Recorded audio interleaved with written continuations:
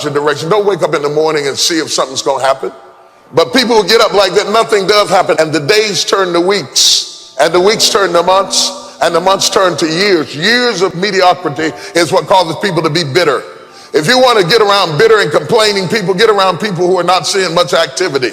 They're bitter, they're complaining, they're cynical, and they're jealous because nothing is happening. And they watch your life like it's a soap opera. If you want to get around less gossip and less jealousy, get around successful, busy people. Because busy people don't have time to care what's going on in your life. I have no need to investigate what's going on in your life. I have so much going on in my own life that I'm not interested in what I heard that they said that you thought, that if I thought what you said that I didn't mean if you heard it. Oh, God, help me a little while. The only people who have time for that is people who are not doing anything, because they're living their life vicariously through you. What's going on in your life intrigues them because nothing is going on in their life. And if you want to stop that from happening to you, wake up in the bed and know what you're going after. Get up out of the bed with an agenda. When you have an agenda, you don't spend time worrying about how you feel, because it doesn't make any difference how you feel. You woke up with something to do. You have the courage. Number 2, she says to her, wash your face. Wash your face is a significant issue because it means literally, don't let your past affect your present.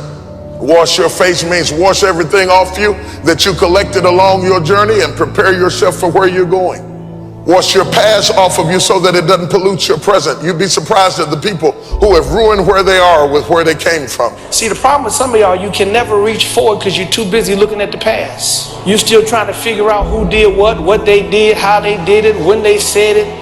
Why did this happen to you? You got to forget about it. It's over. Ain't nothing you can do about it. It's history. You can't change the past. You can't do anything about yesterday.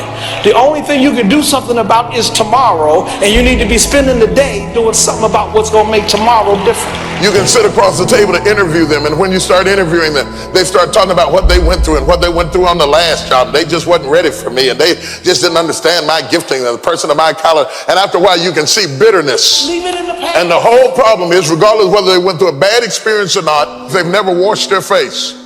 And you're not ready for what God is about to give you now because you're still polluted with what you went through then. You'd be surprised at the people who are married to 2 or 3 people, not legally, but mentally and emotionally.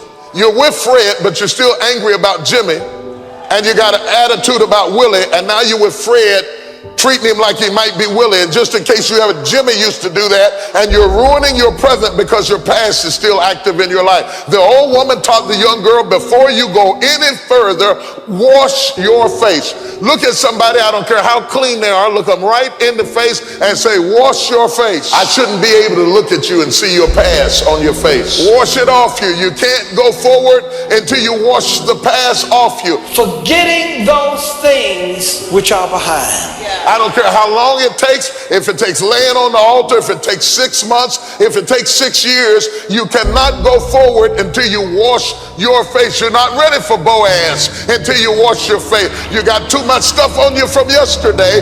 You must wash your face. Somebody say reaching forward. That word reach means to stretch for the future. It's a stretching. Clinging issues from the past.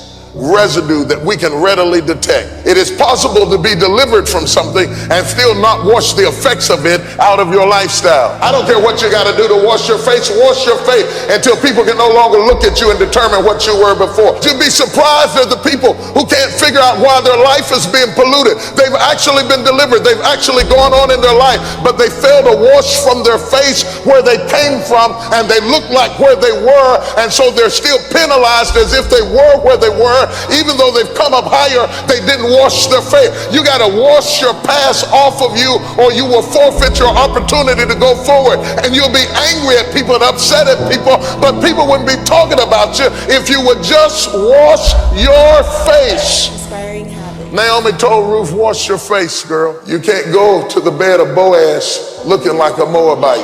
So your big problem is you want to stay in the level of comfort.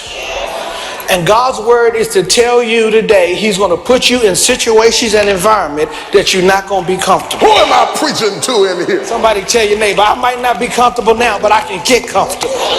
I might not have been down this road before, but I can come down here enough times to where I know where the turns are and what to do and how to make it. But you gotta look ahead. Somebody say, look ahead. Say it one more time, look ahead. Isn't it amazing how God's will and purpose will take you to places that if you're not prepared for, you will keep losing them and not know why? Because nobody has the nerve to look you in the eye and tell you face to face, you need to wash your face. Education doesn't fix this. You can go to the university and have more degrees than a thermometer and still talk like a hoot. You had the academics, you had the intellect, you had the ability, you had the school loan, you had the tenacity, you did everything. You got the degree. You're in the upper echelon. You're moving amongst certain people of influence and affluence, but you're not able to handle it because you've never washed your face. You might as well be in the back of a trailer over in the project somewhere spitting watermelon seeds over your grandmama's back porch because for all of your training and education, you never did wash your face and prepare yourself for where you are now, and you're trying to change the whole system to fit you when you have to fit the situation. Everything's not going to change for you.